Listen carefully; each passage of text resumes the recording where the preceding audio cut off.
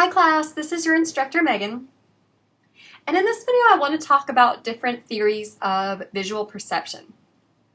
Now you might be wondering why we are doing this. This class is about image design. Why do we care about visual perception?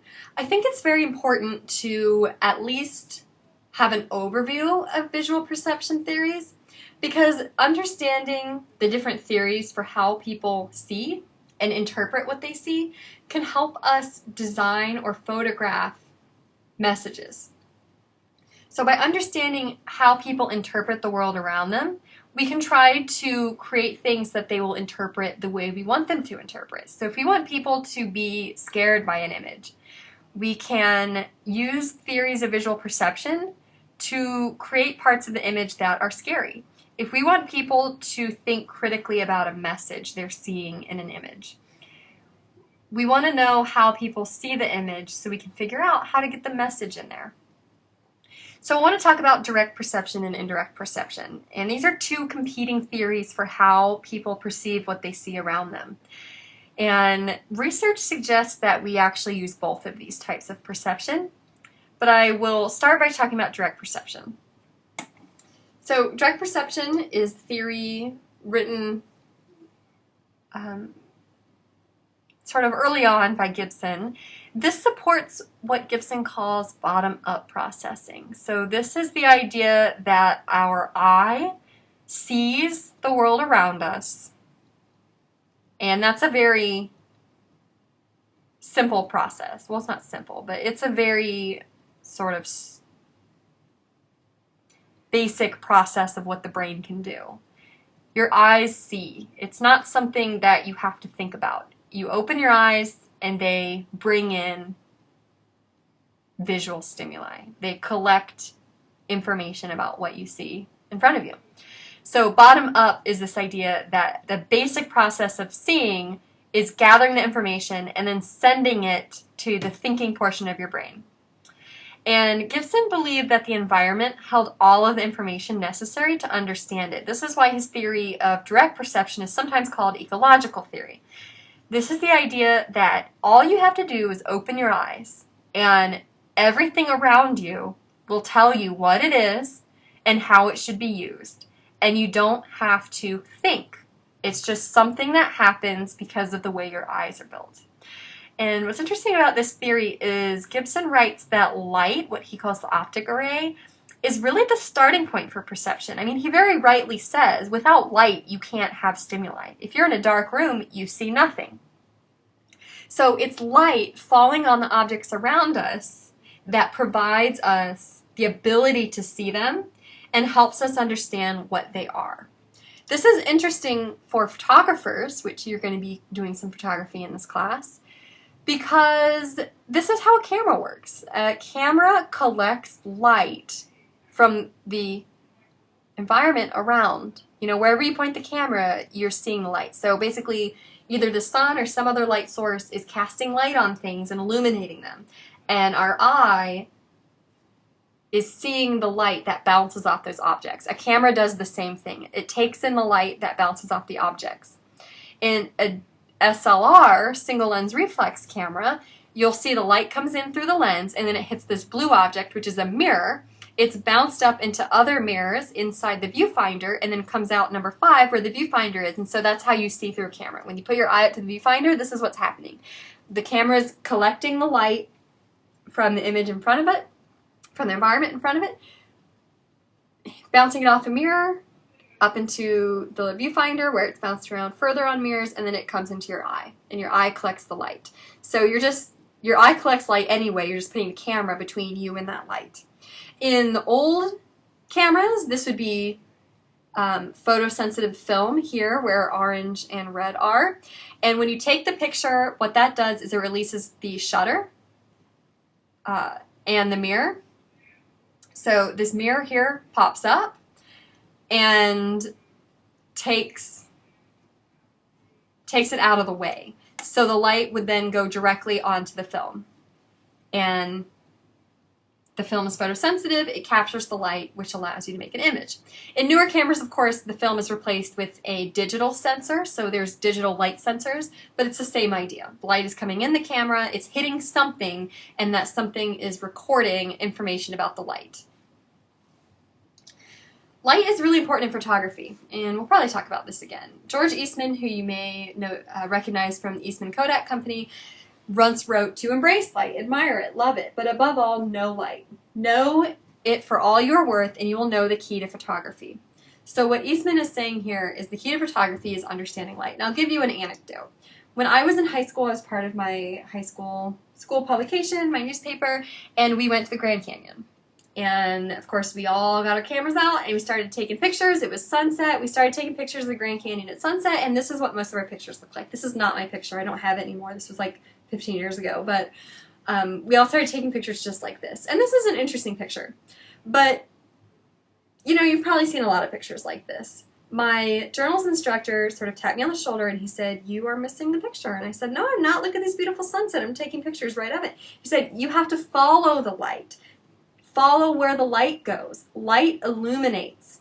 And I turned around and what did I see but a gorgeous Grand Canyon suddenly illuminated by the light of the setting sun. This is obviously not my picture. This is a very famous Ansel Adams photo. But you can see the light. You can see the light falling on the cliff of this canyon. This light gives information. The light allows us to see the crevices. It allows us to see the striations in the rock layers, so we can see the rocks, how they've piled up over millions of years. It illuminates the flow of the riverbed. It allows us to see the information held within these rocks. It also creates focus. We look where the light goes. Your eye immediately falls to where the light is going. So an example of light and following light. So Gibson says light is the beginning of visual perception. Light falls on objects, it illuminates the objects and allows us to see the qualities of the objects, and those qualities are interpreted by our eye, and that's it. That's direct. Our eye sees the qualities and we immediately understand what they are. Gibson has a few other concepts that illustrate how light helps us understand what we see. Texture gradient is one of them. This is the idea that textured elements give clues to distance. So in this picture, the grass closest to us is illuminated by light, and we can see that it's patchy and varied, and we can tell it's grass. And we can see the texture of it. We can sort of see that it's this kind of longish grass, that it's a little bit patchy, that it's got some other kind of yellowy grass mixed in. But the things that are further from us, like the hill in the back, look smooth. We don't see the same texture. And actually, the further back we go, the less texture we can see. So not only does light illuminate objects so that we can see their textures, but that gives us information about things like distance. We can tell the distance of the hills in this design or this picture because the light illuminates the texture differently at different distances. So Gibson is arguing that everything we need to know about this scene is available in what we see, and part of that is the texture and texture gradient. Here's an example of texture gradient gone wrong. This is from a site called Photoshop Disasters. This was actually on there because the plane is missing its front wheel. It's just mysteriously floating without one. But this is also a good example of a photo composite that is a failure because it does not have a texture gradient. The information that tells us about this picture is not complete. If you look at the plane closest to us, it's an exact copy, other than the text on it, of the three planes behind it. And we get no difference in texture. The texture of the plane closest to us is the same as the texture of the plane behind it, and the texture of the plane behind that, and the texture of the plane behind that. And that makes this image look not real. The information is nonsensical. It doesn't tell us distance the way we would expect it to. Gibson also tells us that the horizon ratio tells us information. So not only are we seeing information because light is lighting up the texture and helping us understand texture and distance, it's also helping us understand size. So wherever the horizon line is, anything that is the same size, regardless of its distance, should have the same percentage of itself above the horizon and below the horizon. So in this example, you can see the telephone poles. For each telephone pole, about 60% of it is above the horizon, and about 40% of it is below the horizon. And that's the same for each of these poles. So that tells us, hey, these poles are the same size. Even though one is smaller and then one is smaller than that, we know that they're just further away because the horizon ratio is the same. Now this tree, on the other hand, most of the tree is above the horizon line. About 85% of this tree is above the horizon line, and only about 15% of it is below. So that tells us that this tree is actually larger than the telephone poles. So the horizon ratio gives us information about the distance of these objects and the size of these objects in comparison to each other. Here's an example of horizon ratio gone wrong. If we look at the percentages, we see that the percentage of the building that is above the horizon is almost the same as the percentage of the people who is above the horizon. Well, it's actually the ratio between this and this. This is like 85-15. This is like 80-20. This is a better example. So like 85-15, 80-20, 80-20. This is like, I don't know, 75-25. And that tells us that these things are only slightly larger than each other. If this were much larger, we would have a horizon ratio of, say, like 90-10. And that tells us, like, yeah, that's a lot larger than the guys. But it's not. It's almost the same horizon ratio as the men. And that is weird because that indicates to us they are all about the same size, and they clearly, you would not expect a person and a castle to be the same size. One final concept in Gibson's theory of direct perception that I want to cover is affordances. These are qualities of an object. So objects have affordances. Now, some would argue that they only have perceived affordances, that affordances only matter in so much as you can see them. But affordances are qualities of an object that suggest what the object is and how it should be used. So a cup affords drinking because you can hold it in your hand and it's a receptacle. You can clearly put stuff in it. Chairs afford sitting. The legs hold it up. The flat part holds up your butt. So even if you saw, like if you had never seen a stool before, but you've seen a chair, when you see the stool, you see legs, they support, you can put your butt on the top, so you can probably sit on it. If you see a rock, you can probably decide whether or not you can sit on it. If it's large enough for your butt, you can sit on it. If it's too small for your butt, you can't sit on it. So in this concept, the objects themselves suggest what they are and how they should be used. Now this can change depending on context. So if you have a cup at a dining facility, it's probably for drinking. If you have a cup in a sandbox, it's probably for shoveling. But either way, the cup itself suggests what you do with it. Here's a little exercise I like to do with affordances, and I apologize if you've seen this before, if you've had me for a different class, but I think it's hilarious. So Don Norman, who you also read this week, has written a couple books about design, and he always brings up teapots, so I thought I'd use teapots. The idea of this slide is that everything here suggests what it is. At least that's how direct perception theories see the world. They say everything here suggests what they are. And it's true, right? I mean, if you look at these objects, they're teapots, right? They all have a handle, and you can tell it's a handle because it's small enough for your hand to go around. Everything has a spout. Well, that suggests pouring. Even the bird teapot here in the center, the beak is a spout, so that suggests pouring. Everything has some kind of receptacle for holding water. This is a pretty standard looking teapot. You can pull the lid off and put water, but even this, you can kind of tell that you can put stuff in here, right? And in fact, if you tip it up, you'll see there's a lid on this side and you pour water or tea or whatever into here. These objects have affordances that suggest what they are and what you do with them.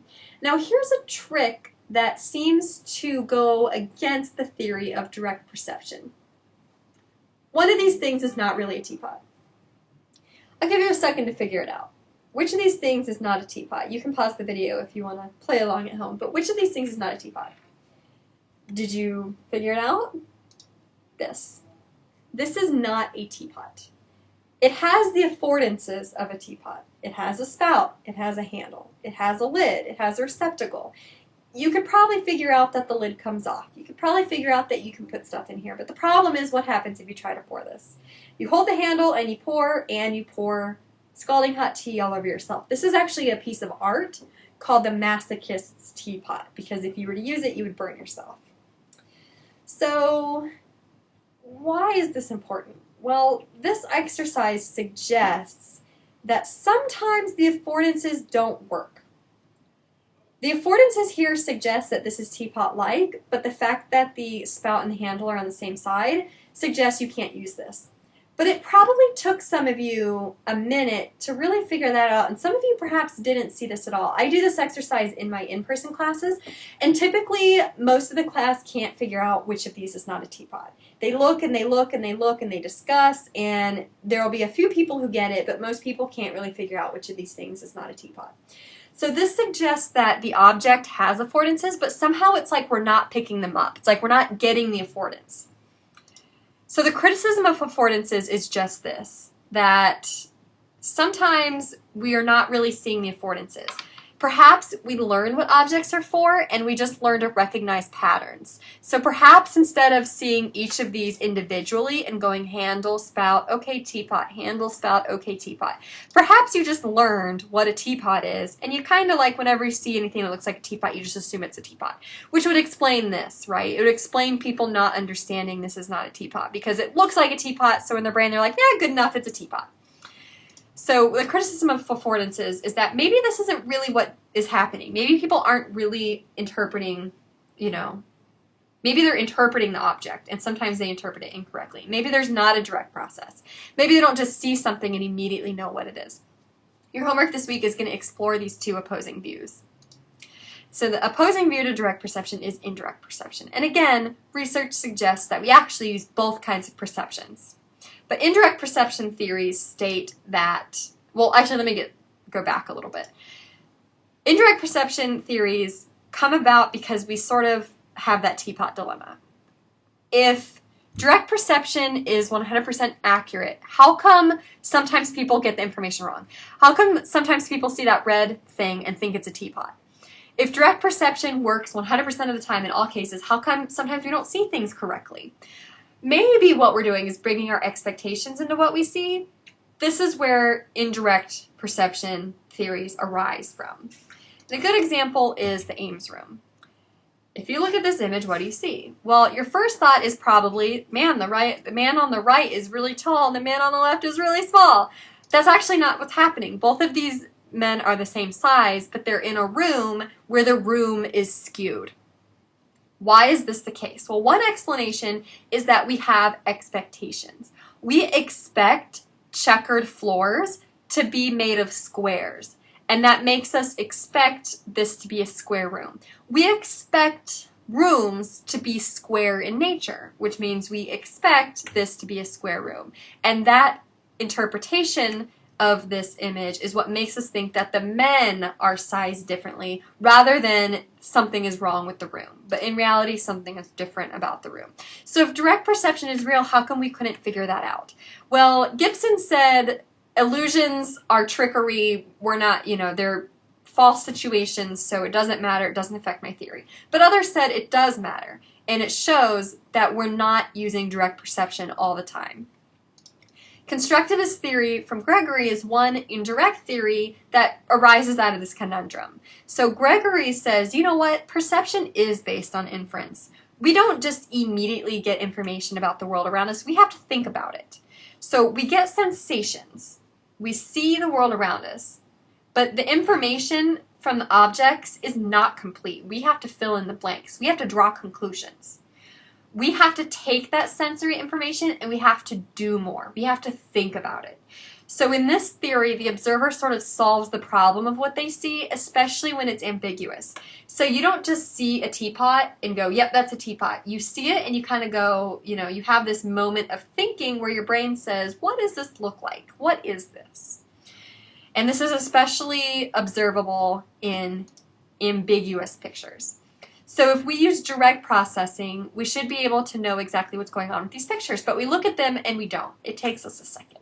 The observer solves the problem of what they see. These images are ambiguous, so the stimuli comes into our eyes and into our brain, and we don't immediately understand. We have to think about it. We have to solve the problem, work it out. Constructivist theories therefore account for motivational and emotional factors. So if you want to see something, sometimes you see it. Or what's most interesting and illustrative, I think, is the idea that sometimes if you don't want to see something, you don't see it. So perceptual set and selective attention, which you read about, get at this idea that perceptual bias affects attention, that we do have to interpret and think about what we see, that it's not just a direct process. So we have to pay attention to what we have a bias toward, and sometimes we only pay attention to what we have a bias toward paying attention to. A good example is selective attention tests. Simons and Chabris created the following test to study selective attention and figure out if people really can direct their perception and see if their perceptual bias really does change what they see. So we're going to do this. Some of you may have seen this before.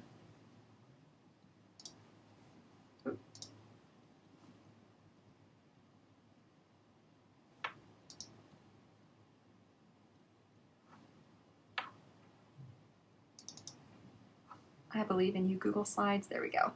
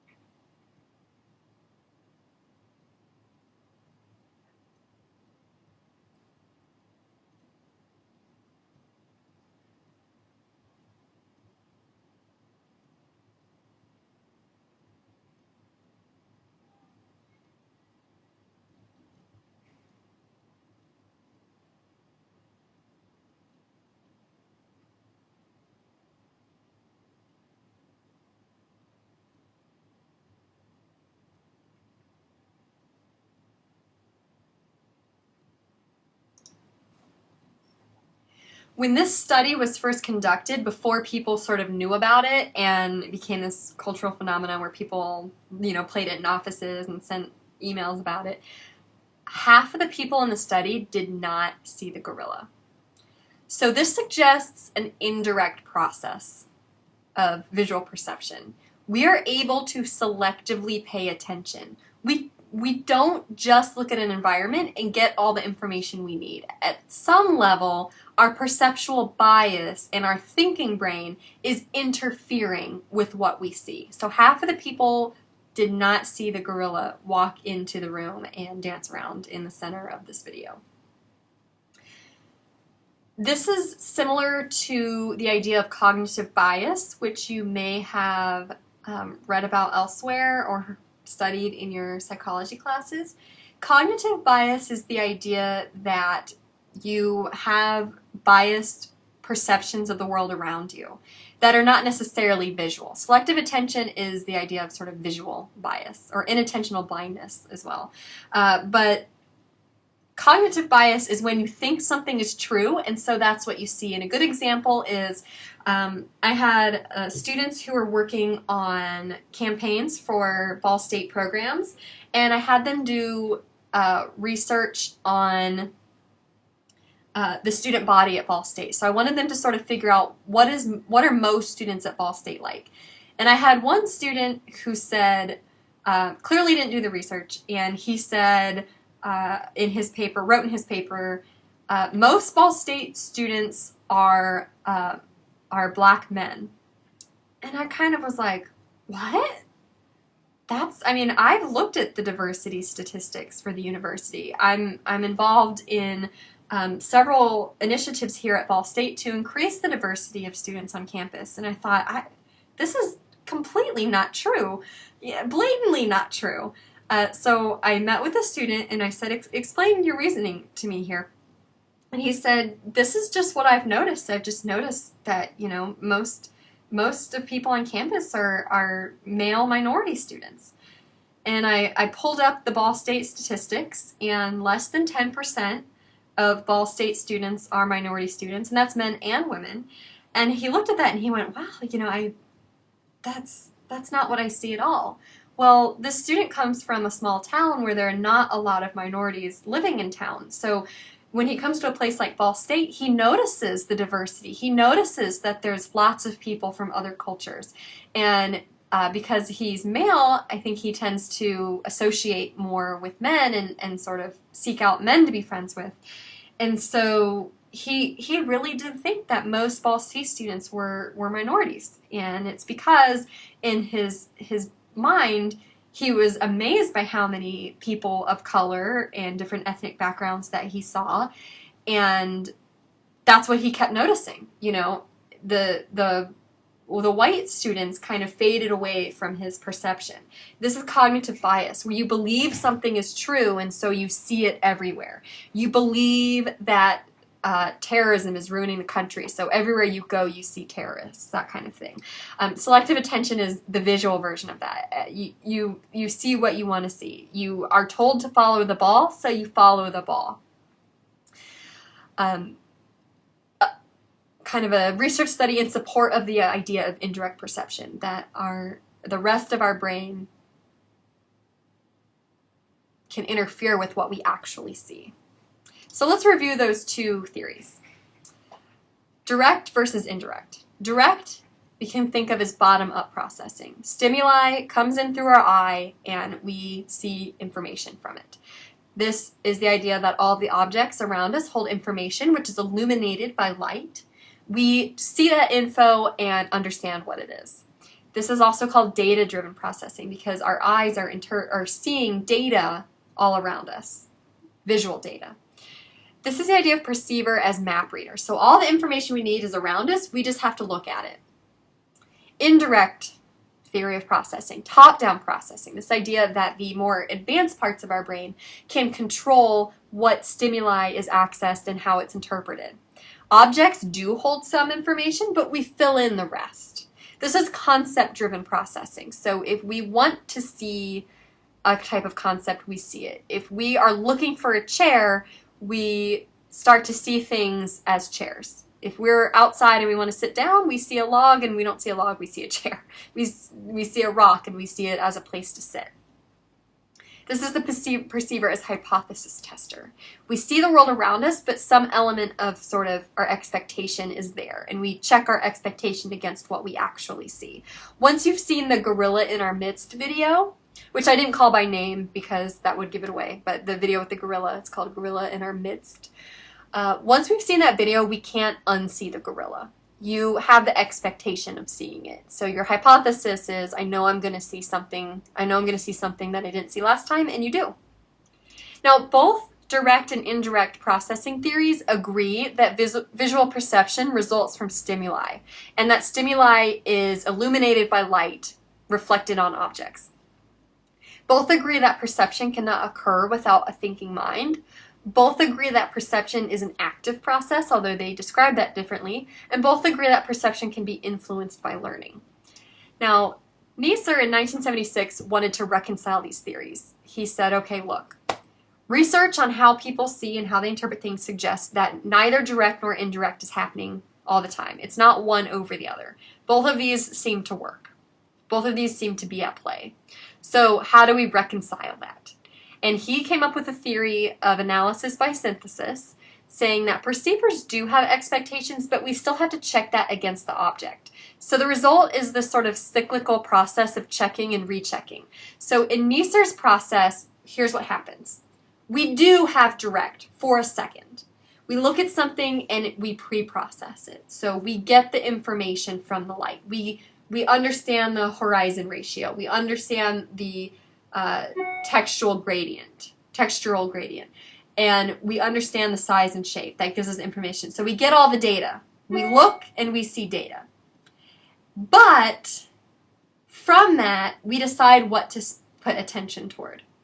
And once we put attention towards something, we process it top down. We try to make sense of it. We understand if it's we try to understand if it's something we've seen before. We try to solve the problem. So we direct and then we indirect. And then if something doesn't make sense, we keep going. So when we have an illusion, for example, we keep doing this. We get the stimulus, we try to understand it. Doesn't make sense, get more stimulus, try to understand. Doesn't make sense, get more stimulus, try to understand. The criticism here is that this process description is too vague and that it does tell us what we do, but it doesn't explain how or why. Well, this is fine for us because we're not interested in drafting a theory of perceptual cognition. We're interested in using these theories to build things, to take pictures, to create photo compositions, to design. So this is fine for us, and this is actually the theory that we use in our department. So if you're a TCOM or a journalism student and you have taken J103, this is the process you've learned, this idea of looking at a page and scanning it, and then going back and focusing attention. So here's an example. On the right, if we're a designer, we can use this to our advantage. We know people are going to pre-process, so we give something interesting to look at that makes sense right away. Then we expect people to have direction. So what we do is we try to appeal to the direction. We try to put things on the page that say, I am important, do pay attention to me. So in this example, we have a big picture and then we have text underneath. And there's two things that probably stand out. When you pre-process, you see, okay, design, house, text, people. And then this designer has tried to focus our direction. The people are colorful in a sea of white. And our eye is drawn to that. And so our brain then says, this is important, we gotta pay attention to this. We have some really big text at the bottom, and the designer has attempted to do the same thing. They've attempted to create text that grabs our attention so that we'll put direction toward it.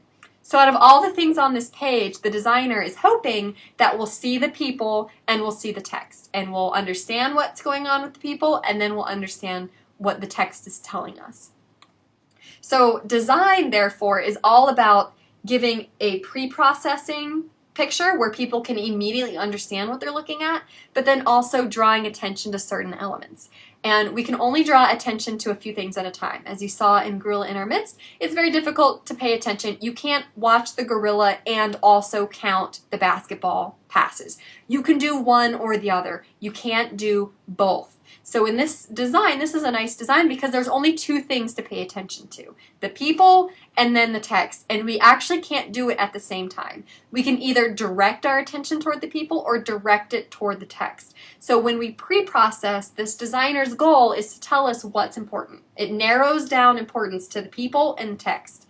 And then we can do those two things. We can pay attention to the people and the text. And we can pretty much ignore the rest. If I asked you 2 weeks from now what was in the picture, you'd probably say people. You probably wouldn't say a bedspread with circles and a forest and a slatted ceiling. Those are not important. Pre-processing gives us information about it. Direction, we don't direct our attention because pre-processing tells us it's not important. This is also important for photographers because we pre-process and then we direct. So this is a very stunning image, and you can probably guess exactly what it's from. When we pre-process, we immediately see some kind of action. We immediately see a problem, and then we direct our attention. Now, the way this photo is framed, we see police officers running. We see a man on the ground looking toward the police officers, and our attention is directed to the people. It's not directed to, say, the flags in the background. It's not directed to, say, the man in yellow behind the picture. Those are all in the background, they're far away, and our pre-processing tells us they're distant and not important. So we focus in on the people. So we pre-process and we go, oh wow, something's going on here. And then we direct. What is going on here? Oh, police officers, they're running. This is some kind of crime. Oh, a man on the ground, he seems hurt. This is some kind of picture of people being hurt. And if we need to, we modify. But in this case, we don't need to because I don't think it's very ambiguous at all. This is a picture from the Boston Marathon bombing. We pre-process and then we direct. Now I want to talk about Attractive Things Work Better by Don Norman because he discusses pre-processing and direction, even though he doesn't use those terms.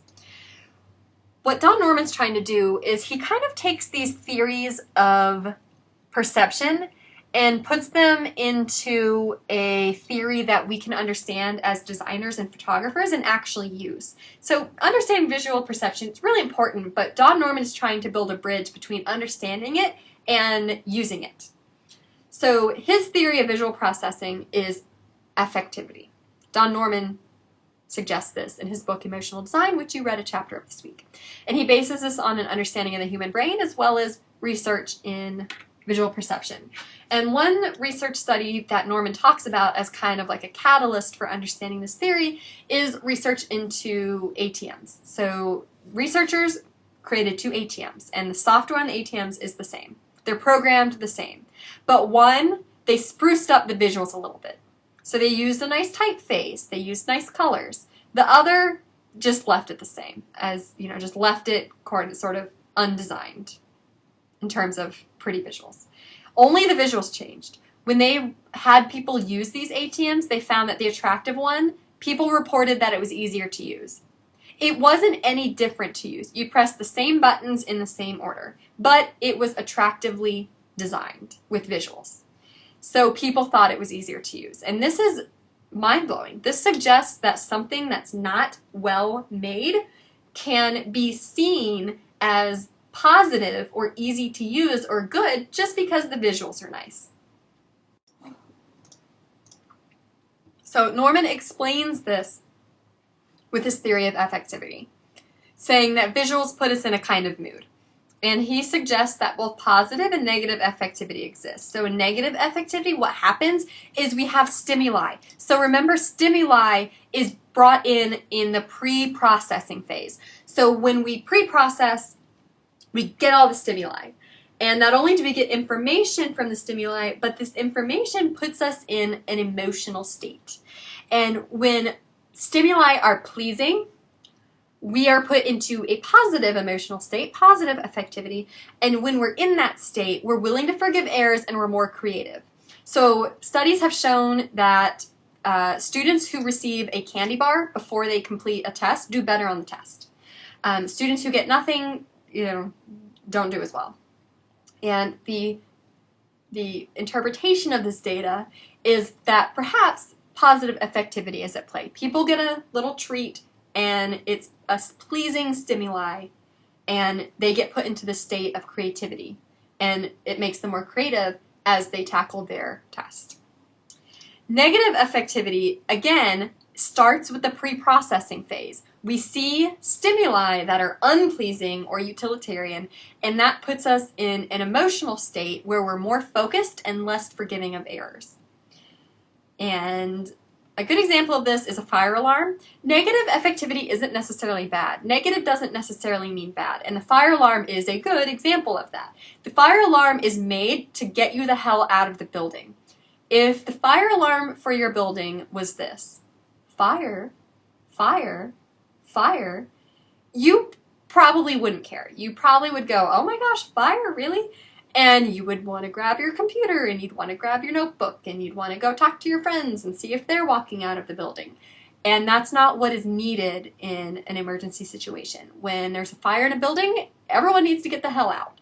And so a fire alarm is screeching and blinking lights. And they are designed to freak you out. When you pre-process those stimuli, you're supposed to be put into the state of negative affectivity. You're supposed to be uncomfortable. You're supposed to get focus. And that focus makes you leave. In fact, so people can be so focused when a fire alarm goes out that people have been known to actually run down the stairs in such a focused manner and so quickly that they actually run into the basement instead of running outside, because they're so focused on the idea of getting away that they just run, and before they realize it, they get to the end of the stairs and they run too far. Okay, so how do we use affectivity? Well, Norman suggests that we undertake what he calls affective design, which means we design interfaces or images or logos or photo composites to elicit emotional experiences. And this can help us connect people to products. So if we want to sell the idea of adopting animals, for example, you may want to use some pleasing stimuli that will put your viewer in a positive affective mood, which will make them more creative and willing of forgiving errors and maybe more likely to get out and go get an animal, like this. And I won't show you another picture, but I have an interest in animal rights, and over the last few decades, the trend has gone from showing sad pictures to showing happy pictures. So like 20 years ago, organizations that were trying to adopt pets might show you a picture of one of the kill rooms where animals are put to sleep. And the idea was like, oh my God, if you don't adopt a pet, like this is what's going to happen to all of our animals. But it puts people in a negative state, a negative emotional state, and they do gain focus, but they're less forgiving of errors. And so, you know, it might not be the best state to put someone in if you're trying to get them to go to a shelter and then adopt an animal. If they go to the shelter, there might be a lot of red tape. They're going to be less forgiving of that red tape because they're in a negative affectivity state. Same with animal rights organizations. The trend used to be to show, like, you know, awful pictures of animal cruelty, and the trend now is to mostly show animals that have been rescued from those places, that are happy and appear to be loving their lives, and sort of show the old stuff only sparingly. So you can use affective design by thinking about, you know, creating visuals that are positively stimulating to elicit emotional experiences. Now, this is a really, you know, obvious example. A real simple example is something like Vine. The Vine interface, you know, it's a pretty color. It's not got a lot of clutter on it. The little V is a cute little curly Q. Just some little things that are positively stimulating. So this concept, Norman tells us, is based on the brain and how the brain works. And briefly, I just want to talk about those levels of processing. So Norman describes the brain as having 3 levels of processing. The idea of visual process, or visceral processing, which is basic. So when we see a visual, he says that we process it visually, which is our automatic pre-wired layer that responds instinctually, and this is kind of where pre-processing occurs. We see, we bring in the information, and we might have a sort of visceral reaction to it. So we have visceral processing. Yes, I see that. It is blank. Behavioral processing, this is somewhat more advanced. This is still not conscious, however. This controls your everyday behavior. So if you see a scary dog running at you, your visceral brain goes, ooh, and pulls in the stimuli. And then your behavioral brain turns you around and starts your feet running. Before you even realize what's going on, you have a startle and your body starts moving. And then the reflective processing part of your brain is contemplative. It has conscious thought. This is the part of your brain where you can say, wait a second, I'm bigger than that dog. I could take it. I don't know why I was scared. So the reflective processing is your conscious brain where your thought happens. So what Norman is saying is that we have the chance to relate our designs and our images to people on all 3 levels. So we can have images that are supportive of visceral processing, images that just make us have a strong reaction of disgust or a strong reaction of thrill or excitement. And we can create images that appeal to our reflective brain, images that make us think about things, images of, you know, a person in Ferguson, Missouri, walking down the street peacefully while there's a bunch of SWAT teams, you know, right behind him. An image that is meant to spur thought, that is meant to get us thinking about something. So this is how we use Don Norman's theory of affectivity. It's a little more useful than the theory, the direct and indirect theories of perception, because Norman suggests how we might appeal to people's processing systems. We might appeal to their visceral processing by creating strong emotions, by showing things that make us happy, or showing things that make us scared, or showing things that make us disgusted. We might appeal to the reflective processing by showing us things that are meant to get us thinking, that are meant to show messages about, you know, whatever it is. So Norman gives us a little more sense of kind of what we do with these theories. The last thing I want to do is just show a couple examples of how you can employ these theories in your own images or designs by looking at some designs. So Neisser's theory of processing tells us that we see this image and we pre-process. So we get all the data from the image that we can. We see that it's text, we see the colors, we see that it's, you know, some kind of logo of some kind. And then we match it up against what we know and we sort of start to make sense of it. So in this image, A Nightmare on Elm Street, there's a few things that stimuli that we see. Bright color, blood splatter looking thing, you know, letters with sort of sharp edges. And Norman suggests that this gives us immediately some kind of emotional response, that we either are positively or negatively affected. And I would argue that the visceral reaction the person who designed this is going for is kind of a negative one. They're trying to give us a sense of fright here. And they've done so by carefully choosing the images. The letters are sharp. All the letters have these serifs on them that stick out and look really sharp, just like a knife. The letters are sort of blurry and out of focus, which suggests some kind of problem. The red looks like blood splatter, even though it actually is not. It's just a texture, and that suggests to us that we should be afraid a little bit. You know, blood gives us a reaction. We pay attention to blood because it's important. And then there's this high chroma. The red is really, really red, and that draws our focus. So this image draws our attention, we pre-process it, and that gives us sort of a sense of what this is supposed to be and whether it's supposed to be positive or negative. And then our attention is directed by the high color contrast and the large typeface and the blood splatter. Here's a great example of a logo that does not use visual processing very well. This is for a church, Reign of Faith. I don't know about you, I probably would not be interested in going to this church because of the logo.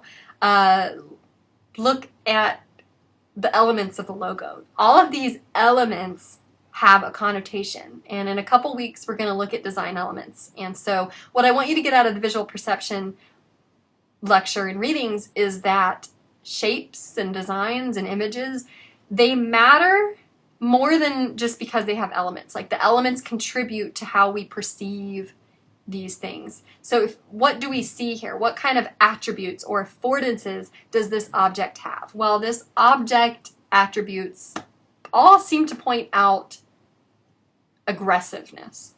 The eye is slanty, mean, evil, like it's looking forward intently. Mean, open out mouth, kind of frowning. Pointy ears that look more like horns. We got the mane, looks like a cactus or something. It looks pointy, like I don't want to touch it. The affordance here is like don't touch.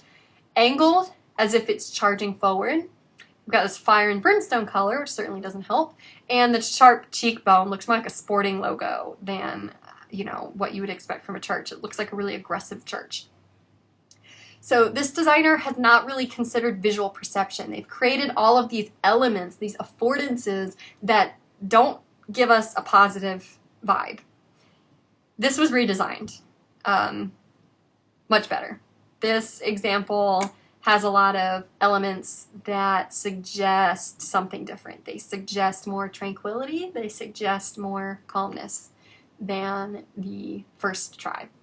And last but not least, Dairy Today on the left. Dairy Today is very well known for having completed a redesign in 2011. On the left is what their old design and imaging style was like. On the right is their new design and their new image style. They actually shot dozens of photos of different cows, and they made like a repository of pretty cow pictures, and they just put a new one on the cover every issue. So on the left, we have all these objects that we perceive that give us sort of a negative feel. I wouldn't be particularly interested in drinking milk from many of these cows. These are actually bulls, but doesn't give you a good image of dairy cows in general. On the right, I would want to be friends with that cow. So think about how the stimuli are interpreted by your brain, but beyond that, think about how it elicits a response in the viewer. Yes, I see the stimuli, I see the ground, I see the textural gradient, I see the horizon ratio.